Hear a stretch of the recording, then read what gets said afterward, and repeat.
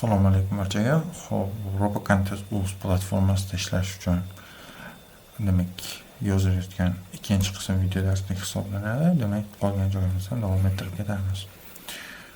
Xo'p. Demak, doimgidek RoboContest platformasidan biz ro'yxatdan o'tishni ko'rganmiz. Demak, o'z profilimizga kiramiz. Hop, oxirgi bor masalalarni ko'rib chiqqandik. Masalalardan keyin yana bir narsa ta'kidlab o'tib ketish kerak. Albatta, masalan, biror masalani ishlayib turgan vaqtingizda iltimos ma'lumotni nima chiqarish kerak bo'lsa, doimo xuddi shunday chiqaring. Ortiqcha probel deb aytib ketgandim. Probel so'zlar, masalan, natija deb turib, chiquvchi natijani yozib qo'yib, ma'lumot chiqarmang ekranga. Bu xato hisoblanadi. Ya'ni faqatgina natijani o'zini chiqaring, unaqa ortiqcha so'zlar yozmang. Shu kabi ishlarni qilmang. Ya'ni o'tgan qismda biz ko'rgandik, ya'ni A+B masalasini. Xo'p, A+B masalasiga kirsak, demak mana bunday ko'rgandik. Endi mana shunga men aytganimdek, mana bunday natija deb qo'shib chiqarish kerak emas. Bular hamma xato olinadi. Chunki bu siz chiqargan ekranga ma'lumot bilan ulardagi ma'lumot farq to'g'ri kelmay qoladi. Nimaga? Sizda ortiqcha mana bu belgilar borligi uchun. Shuning uchun faqatgina mana bu natijani o'zinigina bering. Ya'ni holatlar bilan o'zingiz to'liq tanishib chiqasiz. Shularki, mana masala bo'limiga qaytsak, keyin mana har bir raqamni ustiga borsak, masalaning nomi va uni qiyinchiligi bor. Demak, mana shular.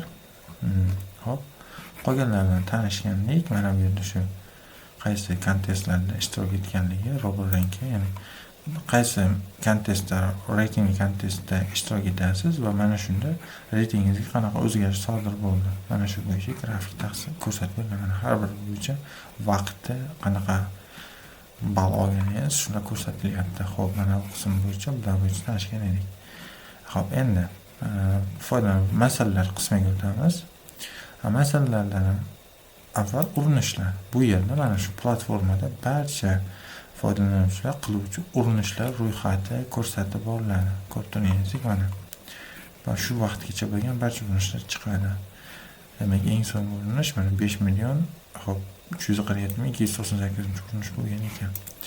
Va shu urinishlar bo'yicha ma'lumotlar beriladi. Endi albatta sizning urinishingiz ham, ya'ni mana shu yerda ko'rinadi. O'zi topishingiz mumkin va shuni topib mana bu yerda ID'sida manzil bo'ladi. Ya'ni kodingizni o'zingiz ko'ra olasiz.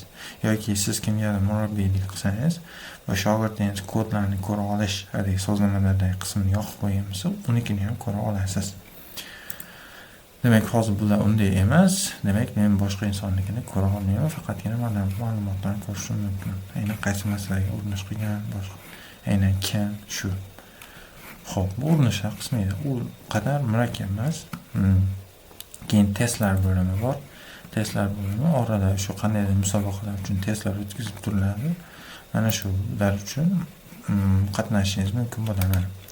Bo'limi, demak, testlar soni, qatnashuvchilar, boshlanish vaqti, mana nomi bor. Kiramiz, kirganimizda mana bunga ma'lumot chiqadi. Xo'p, bu tugagani uchun hech qanday boshqa qatnashish degan tugmalar mavjud emas. Mana shu yerda qatnashuvchilar ro'yxati bor mana.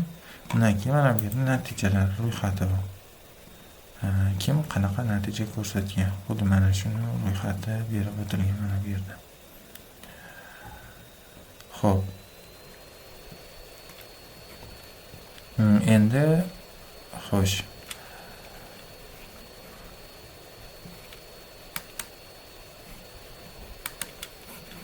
Bu testlar bo'limi ekan. Demak, urinishlar, testlarni ko'rdik, foydalanuvchilar bildirishnomalarini ko'rdik. Kurslarni biz to'xtalishimiz kerak bo'lgan qism. Bu yerda mana bular pulli kurslarni ko'rgandik. Bu bo'yicha ma'lumotlar berilgan. Xarid qilishni bosib, xarid qilasiz. Undan keyin mana bu yerda bepul kurs bor. Bepul kursda ma'ruzalarni ko'rish qismini olsak, nimalar bo'yicha yoritilgani qisqacha tavsiflangan. Bu yerda ozgina xatolik ketgan front-endda. Xo'p, mana bu yerda masalalar bor ishlash uchun. Mana shu masalalarni bir-birdan o'tib ishlab chiqishingiz mumkin. Shu. Xo'p, shu kurslar bo'limiga to'liq yakun bo'ladi. Mana shuni ko'rmagandik. Demak, endi ko'radiganimiz bloklar. Bloklar nima? Bloklar mana shu yergacha qanday ma'lumotlar, foydali ma'lumotlar yo bo'lmasa mana shu kontest, ya'ni platformada qanday ishlash bo'yicha ma'lum yo'riqnomalar berib o'tilgan. Reyting tizimi, reyting qanday beriladi, norasmiy masalalar degan shu yangiliklar ko'rib berib olinadi har xil. O'zingiz birma-bir o'qib tanishib chiqsangiz bo'laveradi. Tizimda ishlashni ko'rdik, demak har bir dasturlashtirdi. Uni mana bu yerda holatlari bo'yicha qisqacha aytgan, blok o'qib chiqasiz. Xo'p, demak tizimda ishlash, bloklar, kurslar bo'ldi. Endi bizda masalalar va olimpiadalar bo'linib qolyapti. Xo'p, masalalarga o'tsak, masalalarda mana bu yerda 3 ta qism bor. Ya'ni undan ham oldin mana izlash. Qaysi bir masalani nomini bilsangiz, mana shu masalaning nomini yozib izlay olasiz. Keyin xo'p, barcha toifalar, ya'ni masalalarning toifasi bor. Qanaqa turdagi masala? Shu mana toifasi deb qo'yilgan. Shu toifasi mana bu yerda belgilab, mana bu qismda tanlab, shu bo'yicha izlashni bo'lsangiz izlab beradi. Mana shu bo'yicha yo bo'lmasa nomini bo'lsangiz, nomini yozasiz, izlashni bo'lsangiz yo bo'lmasa toifasi orqali izlaysiz. Undan keyin mana shu masalalarni yuklab olish. Qaysi tilda yuklaysiz? O'zbekchami, ruschami? O'zi masalada o'zbek tilida asosan xo'p, masala kitobini PDF holatda yuklab olasiz, keyin internet mavjud bo'lmagan holatda ham bemalol ishlashingiz mumkin bo'ladi. Lekin tekshirish o'zingiz tekshirasiz, to'g'ri yo noto'g'riligini aniq bila olmaysiz, shu tomoni bor. Undan keyin mana masalalar ketyapti bu joyda. Bu yerda hozir hammasi arxivga olingan masalalar ro'yxati turibdi, mana raqamlangan. Chunki mana xo'p, masalaga video yechim bo'lsa, mana bunday belgi qo'yilgan, ko'rib turganingizdek. Undan keyin xo'p, masalaga nomi, mana ishlangan bo'lsa, mana bunday belgi qo'yilgan. Ishlanmagan masalalar ham bo'lsa, mana ishlamagan bo'lsa, ya'ni urinish qilgan x ishlamagan bo'lsa, mana hech qanday belgi mavjud emas. Xo'p, undan keyin masalan qiyinchiligi qanaqa darajada qiyin bo'lsa, shunga moslashda foizda qiyinchilik beriladi. Toifasini ko'rgandik, ya'ni mana A+ bilan mana bularni ko'rgan edik. Xuddi shu. Qolgani, demak, mana bu reyting edi. Reyting mana bu edi. Mana bu yerda ruschalar bilan belgilash edi. Xuddi shuni mana ko'rsatib beradi masalaga. Keyin mana shu masalaga umumiy qancha urinish bo'lgan, 216.450 bitta urinish bo'lgan ekan, shu masalani ishlash uchun qanchasi to'g'ri qabul qilingan. Demak, 87.470 bittasi qabul qilinibdi. Necha kishi ishlagan? Demak, 34.932 inson. Xo'p, undan keyin ishlash foizi. Demak, 40.4% aniqlikda ishlagan ekan. Demak, bu umumiy urinishlar sonidan mana bu to'g'ri urinishlar sonini foizini chiqarib qo'yishgan mana shu yerga. Xo'p. Endi mana bu urinishlarda bitta inson bir nechta profilda ham bo'lishi mumkin. Shuni yodda tuting. Hamma shuncha inson ishlagan deb o'ylash kerak emas, chunki ayrimlarda 2 ta bir nechta ham profil mavjud. Ya'ni main asosiy profili bor, alt profil, ya'ni qo'shimcha ochmagan. Shuning uchun bu ko'payib ketgan. Bo'lmasa boshqa masalalarni ko'rsangiz bunaqa emas. To'g'ri, bir tomondan bu masala oddiy hisoblanadi ham. Xo'p, mana shular ekan. Keyin mana bu yulduzchalar nima uchun chiqyapti? Xuddi biz avvalgi safar ko'rgandek, mana bu yulduzcha. Ya'ni bu masalani keyinroq ishlash uchun belgilab ketasiz. Demak, shu payt qanday topaman desangiz, keyinroq ko'ramiz deb aytib ketgandik. Demak, mana bu yerda tanlanganlar degan qism bor. Mana buni bossak, tanlanganlar. Demak, mana men ishlash uchun yo biror narsa uchun tanlab qo'yganman, keyinroq qidirib yotmay, osonroq topishim uchun. Ko'rib turganingizdek shunaqa. Mana shu tanlanganlar bo'lsak, shu ma'lumotlar chiqadi. Ekan. Undan keyin yechilmagan masalan, ya'ni bu yerda yechilgan masalalaringiz, urinish qilgan, ya'ni xato urinish bo'lgan yoki umuman urinish qilmagan masalalarni aralash turibdi. Shuni faqatgina yechilmaganlarni olib qolamiz. Yechilganlar olib tashlanadi. Ko'rib turganingizdek, mana shu ro'yxat ko'rsatiladi. Endi mana shuni tartib raqami bo'yicha saralab olishimiz mumkin, yo bo'lmasa qiyinchiligi bo'yicha saralab olish mumkin. Endi boshlagan inson mana bu qiyinchilikni bitta saralaydi. Eng sodda masalalardan boshlab, mana qiyinchiligi eng past bo'lgan masalalardan boshlab birma-bir ishlashda davom etib ketaveradi. Shu qulay.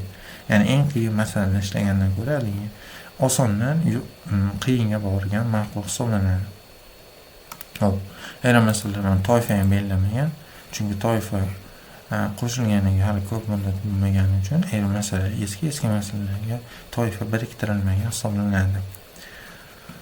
Demak, yechilgan masalalar mana shundan iborat ekan. Endi yechilmagan masalalar degani, hop, norasmiy masalalar mana bu yerda mavjud bo'lmagan, mana bu 212 ta masalan ichiga kirmaydigan, ya'ni raqamlanmagan masalalar, arxivga olinmagan masalalar deb tushunsangiz ham bo'ladi. Mana shu bo'lsak, norasmiy masalada nima? Raqam mavjud emas. Ularga alohida nom berilgan shular bor. Va bularni ham yechilmagan masalalar qilib saralab olsak bo'ladi, ikkitasini qilib yoki bo'lmasa umumiy hammasini. Bunda ham qolgani o'sha o'xshash. Bu masalalarni mana bu arxiv, mana bu qismdan topa olmaysiz. Mana shu masalalar bo'limidangina topa olasiz norasmiy masalalar. Va bu yerda biror birini tanlab ishlashingiz mumkin. Juda ko'plab masalalar mavjud albatta. Buni ham qiyinchiligi bo'yicha tartiblagan holatda bir boshdan ishlab ketganingiz ma'qul. Albatta, o'xshash masalalarni ishlamang. Yangi masala ishlang doimo va tushuning.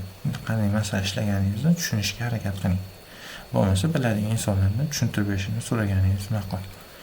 Demak, mana shulardan iborat ekan. Xo'p.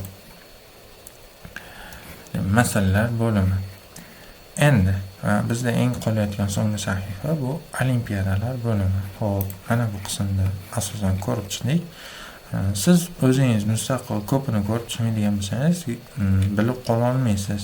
Shunchaki ko'rib qo'yish orqali bu videoni. Bu demak shu qaysi bir platformada ishlayapsizmi? Avvaliga aytib ketgandek, o'zingiz har qanday platformada ishlashda qiziqing. Ya'ni har bir qismini birma-bir ko'rib chiqing. To'liq ayrim qismlar boshida to'liq tushunmasangiz mumkin, lekin ko'rib chiqsangiz keyin sekin-asta tushunishni boshlaysiz. Ko'rmay turib, ya'ni hali o'zingiz bularni ko'rmagansiz, urinishni ham qilmagansiz to'g'rirog'i. Bunday qilib turib boshqa biladigan insondan so'rash ozgina noto'g'ri hisoblanadi. Avval siz mana shularni ko'ring, tushunmadingiz. Tushunmagan bo'lsangiz, biladigan insondan tushuntirishini so'raganingiz ma'qul. Umuman bilmay turib so'ragandan ko'ra yaxshiroq sizga. Ya'ni u inson ham keyinchalik sizga yordam berishda davom etadi. Har safar shunday qiladigan bo'lsangiz, yordam bergisi kelmay qoladi. Ya'ni savol so'rashda ham, biror bir insonga murojaat qilishda ham o'zining madaniyati bor. Shunga, ya'ni amal qilgan ma'qul. Xo'p, endi. Xo'p, bu qismda hamma narsani tanishgandik. Demak, ko'rib chiqdik, qolgan qismlarni ko'ramiz deganlarni. Demak, o'yin so'nggi olimpiadalar qismi qolyapti. Xo'p. Endi olimpiadalar bo'limiga o'tib, olimpiadalarda shu paytgacha bo'lgan musobaqalar mavjud. Har xil rasmiy, norasmiy, reytingsiz musobaqalar ko'p. Har biri mana turibdi, mana shu bo'limlarda. Imkon bo'lsa, bu ayrim masalalar mana bu yerdagi arxivga olinmagan, mana bu qismdagi arxivda yo'q. Va mana bu masalalar bo'limida ham topa olmasangiz mumkin. Shunday vaqtda olimpiadadagi masalalarni birma-bir tajribangizni oshirmoqchi bo'lsangiz, ishlab chiqing. Shunisi qulay. Chunki shu masalalar topilmaydi. Va hozirgi kunda Alpsol qo'shilgan, ya'ni agar musobaqada qatnasha olmay qoldingiz, keyin musobaqa tugagandan keyin musobaqaga kirib, bemalol masalalarni ishlashingiz mumkin. Masalan, mana bu yerda ko'rsak, tugagan musobaqalar ekan, boshlanmagan, ya'ni boshlanishi kutilayotgan musobaqalar ro'yxati turibdi ekan. Xo'p, mana shular ekan. Endi bu yerda mana boshlanish kutilayotgan musobaqalar bosadigan bo'lsak, bu bo'yicha ma'lumotlar turibdi. Ko'radigan bo'lsak, qachon boshlanishi, qancha vaqt davom etishi, hop, qaysi dasturlash tillarida masalan ishlash mumkinligi, ya'ni masala ishlashni ko'rganimizda aynan qaysi dasturlash tillarini tanlashni ham ko'rgan edik. Demak, shu aynan qaysi dasturlash tilida kod yozmayotgan bo'lsangiz, shu dasturlash tilini tanlab ketishingiz kerak bo'ladi. Shu umumiy qilib qo'ygan bu yerda o'zingiz ishlaydigan dasturlash tilini tanlab ishlayverasiz. Qatnashish uchun ariza topshirish, demak, men hali bermaganman ekan, shu musobaqa qatnashish uchun ariza topshirib qo'yasiz. Arizani bekor qilsangiz ham bo'ladi. Xo'p, demak, keyin musobaqa boshlangan vaqtda mana 19:30 da aynan bugun boshlanar ekan. Mana shu vaqtda aktiv bo'lasiz, ya'ni onlayn bo'lib, bemalol ishtirok etsangiz bo'ladi. Undan keyin mana bu yerda mana shu musobaqada qatnashuvchilar ro'yxatini ko'rishingiz ham mumkin. va boshlanishiga qancha vaqt qolganini ko'rsatib beradi. Demak, bu boshlanmagan musobaqalar uchun ham tugaganlar ham. Demak, tugagan musobaqalardan birortasini tanlaymiz. Mana tanlasak quyidagicha ma'lumotlar chiqdi. Endi demak, mualliflar bu musobaqani uyushtirish uchun kimlar ishtirok, ya'ni mualliflar hisoblanadi, o'sha jamoasi bo'ladi albatta. Qolgani o'sha ma'lumotlar. Endi bu yerda shu musobaqada tushgan masalalarni siz PDF holatda yuklab olishingiz mumkin. Mana buni bosib, mana yuklab olishni bosamiz. Demak, mana bunday shaklda chiqaveradi. Mana save PDF ni bossak, saqlab olamiz o'zimizga. Xo'p. Demak, masalalarga o'tsak, mana masalalar. Bu yerda mana shu musobaqada tushgan masalalarni biz ro'yxatini ko'rib olamiz. Demak, mana bunday har bir masalaga raqam, ya'ni harflanadi. Masala nomi bo'lmaydi. Keyin mana har bir masala uchun qiyinchiligi uchun bu yerda beriluvchi alohida tayinlangan ball bo'ladi olimpiadalarda. Demak, mana shu ballni olasiz. Ya'ni qanchalik qiyin masala ishlasangiz yuqori ball olib, yuqoriroq o'rinda turasiz reytingda. Albatta, qiyinroq masala ishlay olgan inson oson masalani ishlay oladi. Ayrim holatlarda rad etuvchi vaziyatlar bor, lekin kamdan kam. Demak, mana shu yerda harflarni bosib, birma-bir kerakli masalalarni tanlab ishlayverasiz. Xuddi qolgan qismi masalalarni qanday ishlashni ko'rgan bo'lsak, xuddi shunaqa. Mana masalan, kiruvchi ma'lumot, chiquvchi ma'lumot misollar bergan, mana aytib ketganman va izoh beriladi. Mana shu misollardagi qaysi testni tushuntirish uchun misol berib qo'yishadi. Keyin mana bu yerda ozgina pastdagi ko'rinish boshqacha. Qaysi tilda kod yozasiz, tanlaysiz, kodni yozasiz yoki yozgan kodingizni muhitdan biror ideyadagi kodingizni olib kelib copy paste qilasiz va yoki biror bir faylda shu yozgan kod faylingizni mana bu yerga yuborib, oldin ko'rsatib, keyin yuborishni bosasiz. Va qolgani yuborishni bosganingizdan keyin mana bu yerda urinishingiz haqida ma'lumot chiqadi. O'sha oldingi kabi. Endi bu yerda tanishimiz kerak bo'lgan, agarda musobaqa tugagan bo'lsa, editorial berishadi. Bu nima desak, mana shu masalalarni ishlash uchun yo'l yo'riq va kodir. Demak, qanaqa ishlashingiz mumkin va mana shunga doir kod berib qo'yilgan. Qaysi masalani ishlashga tushunmagan bo'lsangiz, yo'riqnomasini o'qiysiz va kodini ham ko'rasiz, yangi narsalarni o'rganasiz. Masalan, ham nazariy, ham bu yerda fikrlash tomonlama o'sishi bo'ladi va kodni qanday yozish kerakligini ham o'rganasiz. Endi yuborish. Demak, masalalarga kodni mana bu qismda ham yuborishingiz mumkin. Endi bu qismda yuborish qanday bo'ladi desa, masala nomini tanlaysiz. Shu musobaqadagi masala nomini tanlaysiz. Ayni qaysi masalaga kod yuboryapsiz, dasturlashtirib kodingizni tashlaysiz yoki faylni belgilaysiz, keyin yuborishni bosasiz. Bo'ldi. Mana shu bilan yuborsangiz bo'ladi. Xo'p, undan keyin natija, qatnashuvchilar o'sha bu musobaqada kimlar qatnashayotgani, urinishlar. Mana shu musobaqa davomida aynan kimlar urinish qilgani. Musobaqa tugagandan keyin urinish qilmaydigan bo'lsangiz, mana bunda bayroqcha qo'yib qo'yishadi. Bu nimaga? Absolve, ya'ni musobaqa tugagandan keyin bo'layotgan urinishligini ko'rsatib, ajratib qo'yish uchun ham shunday qilingan. Shu yerda mana har bir. Bu yerda endi qaysi masalaga urinish qilgani yopiq bo'ladi bu. Chunki bu cheating hisoblanadi, ya'ni qoidabuzarlik bo'lmasligi uchun ham shuni yopiq shaklda qilib qo'yishgan. Endi biz tanishimiz kerak bo'lgani oxirgisi natijalar bo'limi. Ya'ni masalalarni ishladingiz, masalalarni ishlash vaqtida hop sizda aytib o'tdim, ball beriladi dedi mana. Mana reyting berilgan. Reyting nimaga qarab berilgan? Birinchi o'rinda masalalarda beriluvchi ballarni yig'indisiga qaraydi. Ikkinchisi o'rinda esa jarima hisobi. Jarima nima uchun beriladi desa, masalan, qaysi vaqtda ishlagan bo'lsangiz, shu vaqtgacha bo'lgan daqiqani sizga jarima qilib beradi. Masalan, 10 daqiqada ishlab bo'ldingiz, masalan, 10-daqiqada kodingizni yubordingiz va u qabul qilindi. Demak, sizga 10 daqiqa jarima balli beriladi. Agar orada qanaqadir kod yubordingiz, lekin xato urinish bo'lib qoldi, unda ham jarima 5 daqiqa jarima vaqti beriladi. Bu nima uchun? Chunki ballar teng kelib qolgan holatlar mavjud va mana shunday vaqtlarda o'sha mana shu jarima vaqtiga qarab o'rinlarni aniqlashtirish mumkin bo'ladi. Jarima vaqtiga qarab ham yana reyting berilishi mumkin bo'ladi. Birinchi ballga qaraydi, ballar teng kelgan bo'lsa, keyin jarimaga qaraydi. Jarima vaqti o'ta ehtimoliy ekan teng kelib qolishi, ball teng kelib ham jarima teng kelishi juda kam ehtimollikda bo'ladi. Va shunga nisbatan reyting berilgan ekan, mana ko'rib turganingizdek, hop, har bir masala uchun mana plus bo'lsa bu bitta urinishda ishlagansiz, plus 1 bo'lsa bir marta xato va keyin to'g'ri ishlagansiz. Mana plus bo'lsa bitta urinishda to'g'ri ishlagan, plus 1da bitta xato urinish, keyin to'g'ri ishlagan. Minus 4 demak 4 marta urinish qilgan, lekin hech qaysi qabul qilinmagan. Shuni deb tushunsak bo'ladi. Demak, o'sha qaysi masalaga urinish bo'lganiga buni ko'rsatib turibdi. Hop, jarimasi shunga nisbatan berilgan.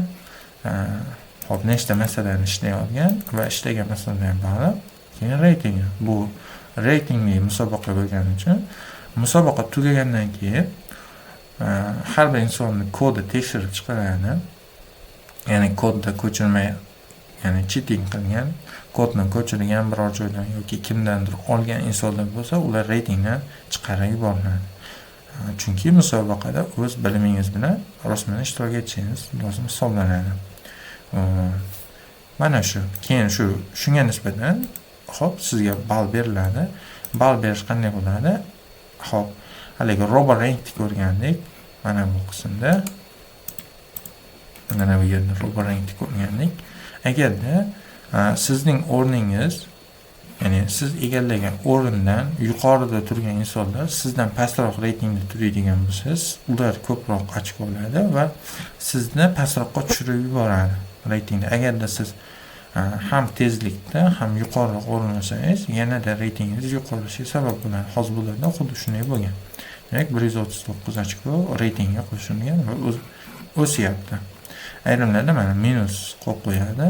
Bularda kamish sodir bo'lgan, ya'ni avvalgi reytingiga qaraganda undan pastroqda turuvchi insonlar undan ko'ra yaxshiroq ishtirok etdi va ularga ko'proq natija berildi. Ya'ni ulardan reyting ko'tarilsa, demak kimlarnikidir pastga tushishi kerak. Ya'ni xuddi shu jarayon bo'ladi. Xo'p, mana bu yerda barcha qatnashuvchilarni ko'ra olasiz. Har bir qatnashuvchiga qanaqa xatolik bo'lgan, nechtasini ishlagan, har biri bo'yicha ko'ra olasiz. Reyting berilishi. Undan keyin eng quyi qismiga tushsak, har bir masala uchun nechta urinish bo'lgani. Mana umumiy urinishlar, xato urinishlar soni, umumiy yechim to'g'ri qabul qilinganlari. Nechta urinish bo'lgan, shularning nechtasi qabul qilingan va urinish qilgan insonlarning ayni mana shu musobaqada qatnashgan nechta inson masalani ishlay olgan. Demak, 70 ta inson masalani ishlay olgan, 85 ta, 35 ta inson masalani ishlay olgan ekan. Hop, mana shu tartibda ketibdi.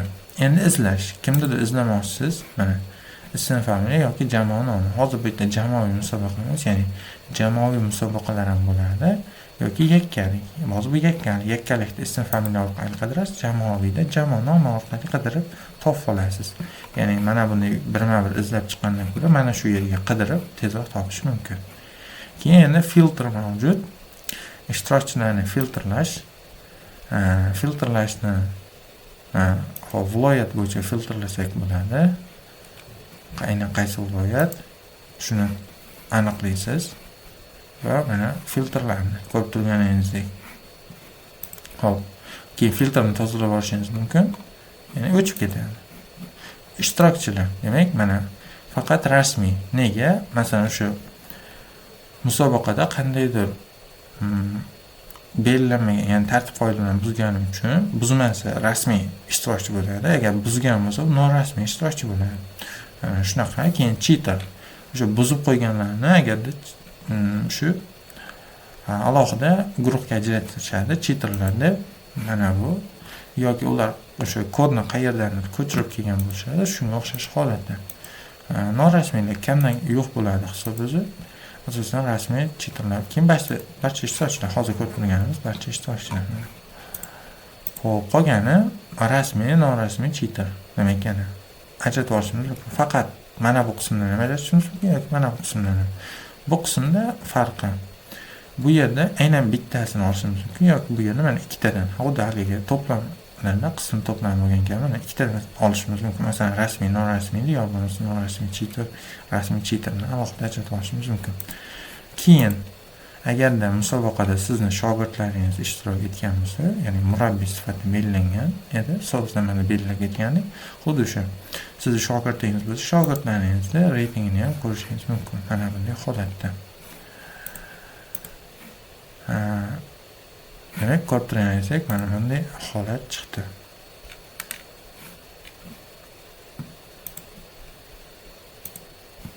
Hop.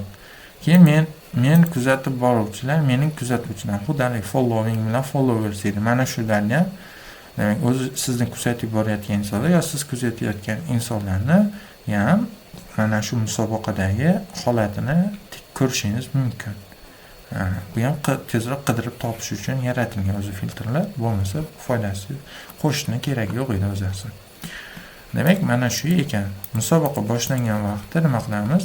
Demak, hozirdan musobaqa tugagan, musobaqa boshlangan vaqtda shu musobaqani boshlash, keyin masalalarni ko'rish chiqadi. Demak, shunday bo'lsa, xuddi mana bu yerdagi kabi o'tib ketaveramiz.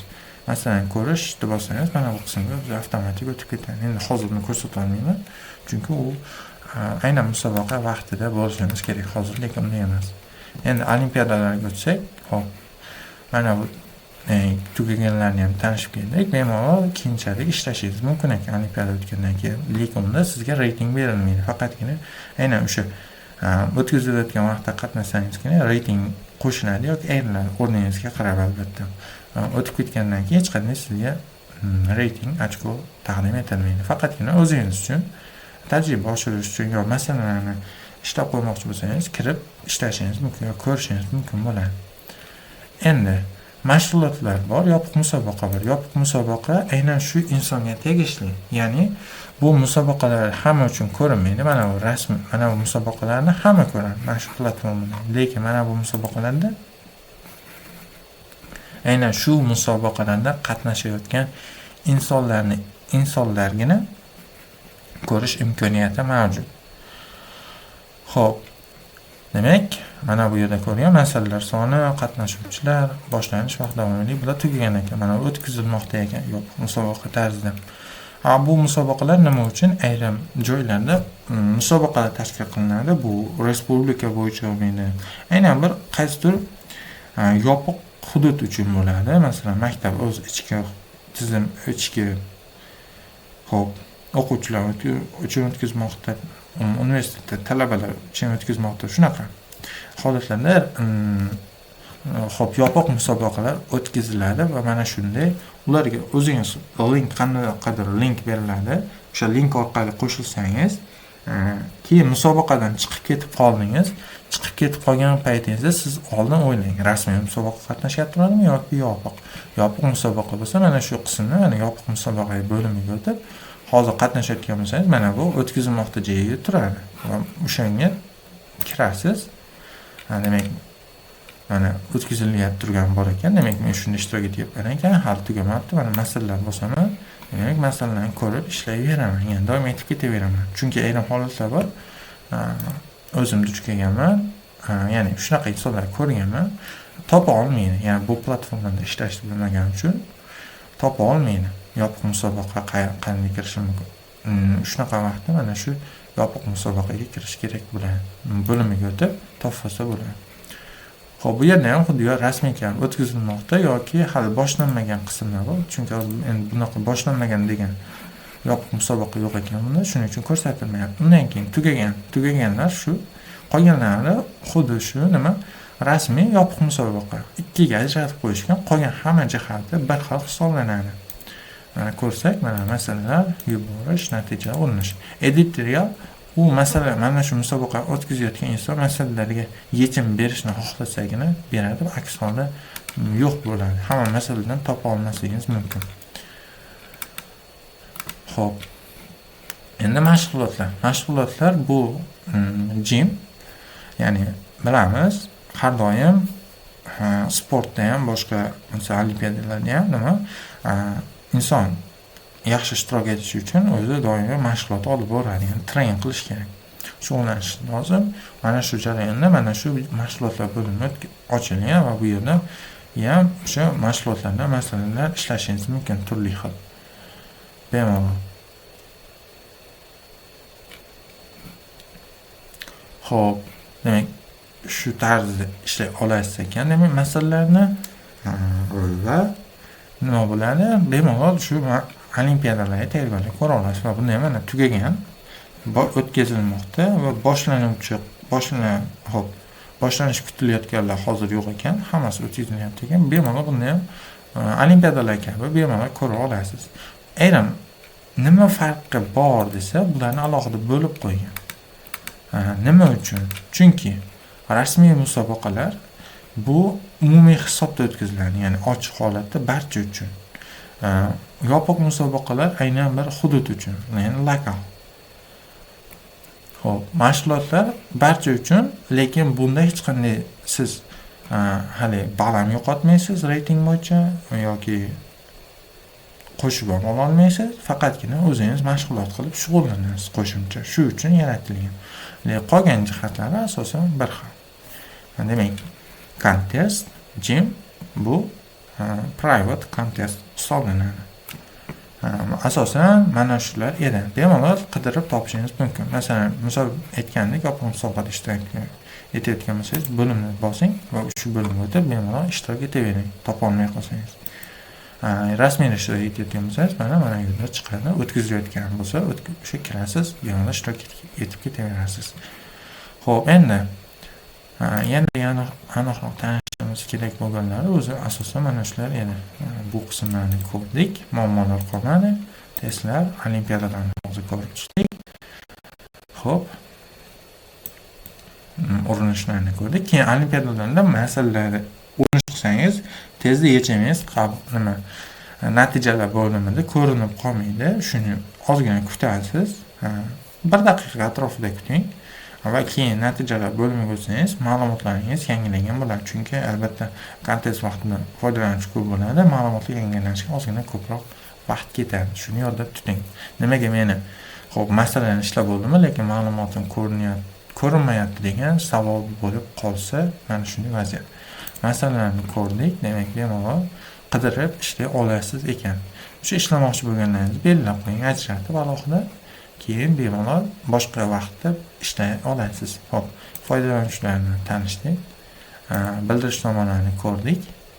Undan keyin nima ko'rdik? Mana bu qismni ham ko'rib chiqdik. Ijtimoiy ma'lumotlar hammasini birma-bir ko'rib chiqdik imkon qadar. Endi qolgani o'zingiz ko'rasiz. Mana shu ko'rib bir qator tanishib, biror bir savollar bo'lganda bemalol murojaat etishingiz mumkin. Asosan platformada bilish kerak bo'lgan narsalar shulardan iborat. Endi qolgani bor. Endi ular masalada ishlashni bilish kerak bo'lgan holatlar. Uning uchun siz masalalarni ishlashingiz kerak. Va shunagina qolgan holatlarda sizga savol tug'iladi va keyin mana shunga javob topishga harakat qilishingiz lozim bo'ladi. Endi bosh sahifaga to'g'ridan-to'g'ri qaytamiz. Mana bunday bo'lsa, mana buni o'tamiz. Ko'rib turganingizdek, tizimda ishlash mana bu. O'tib ketadi. Masalan, mana bu bo'limga o'tib ketadi. Olimpiadalar bu, reyting mana bu. Foydalanuvchilarga o'tib ketadi. Keyin mana shu hozir foydalanuvchilardan 3 ta inson ko'rsatib qo'ygan. Mana buni tanishgandik. Oxirgi yaqin orada bo'lish kerak bo'lgan musobaqaning ma'lumoti turadi.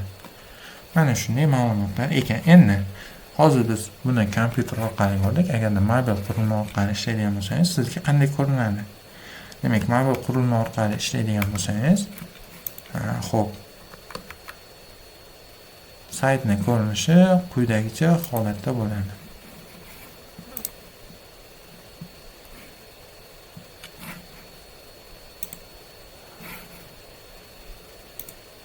Xo'p, mana bunday qilaylik.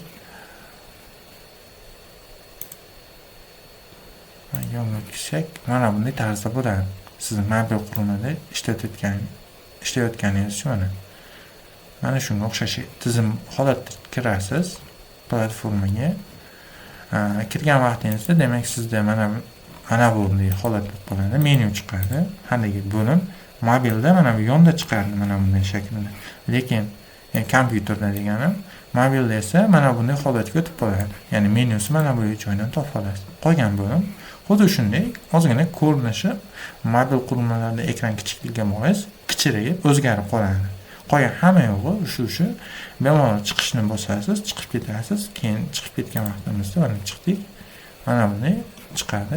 Ro'yxatni bosamiz, ro'yxatdan tushib, ro'yxatdan o'tib, keyin kirishni bosib, xuddi mana meni saqlab qolishda ezish, bosib qo'yishni yoddan chiqarmang, keyin kiramiz. Hop, mana kirdik, ko'rib qolganini mana bu o'zimizni o'z shaxsiy sahifangizga o'tib, o'zingiz haqida ma'lumotlarni bemalol ko'rishingiz mumkin. Xuddi o'sha. Kompyuterda mana bunday tarzda ketadi, kattaroq. Endi mobil kichikligi uchun mana shunday tarzda ekan, ko'rib turganingizdek. Qolgan joyini bemalol tanishib ko'rib chiqa olasiz. Mana bunday. Xo'p, iltimos, keyin profilingizni o'zingiz shaxsiy qurilmalaringizda kirib ishlatayotgan bo'lsangiz, bemalol qolaversin. Agarda birovning yoki boshqa joydagi, ya'ni aynan sizga tegishli bo'lmagan qurilmada profilingizni ishlatayotgan bo'lsangiz, yakuniga yetgandan so'ng chiqishni bosib keting, chunki bu profil mana shu qurilmada qolib ketadi. Keyin biror bir inson sizni profilingizdan foydalanishi mumkin bo'lib qoladi. Bu ham bir tomondan xavfsizlikni yuzasidan zarur hisoblanadi. Endi mobilda mana masalalarga kiradigan bo'lsak, masalalarda mana bunday ko'rinadi. Ko'rib turganingizdek, mana quyidagicha ko'rinar ekan. Mana kod yozadigan o'yinlar chiqdi. Bemalol mobil qurilma klaviaturasida kod yozishingiz mumkin hisoblanadi. Asosan, demak, mana shular ekan. Qolgani o'sha bemalol qolgan qismini tanishib chiqdik. Mobilda qanday ko'rinishini ham biratmada demak ko'rib qo'yadik. Xo'p, endi qaysi qurilmada kirgan vaqtingizda bemalol siz ishlay olasiz. Demak, RoboContext platformasi bilan demak 90%, demak 90-95% biz aniq tanishib o'tdik. Qolgan 5-10%ni siz masalani ishlashda, aynan mana shu platformada masalan qanday ishlash kerakligini o'zingiz tajriba sinab ko'rib bilib olasiz.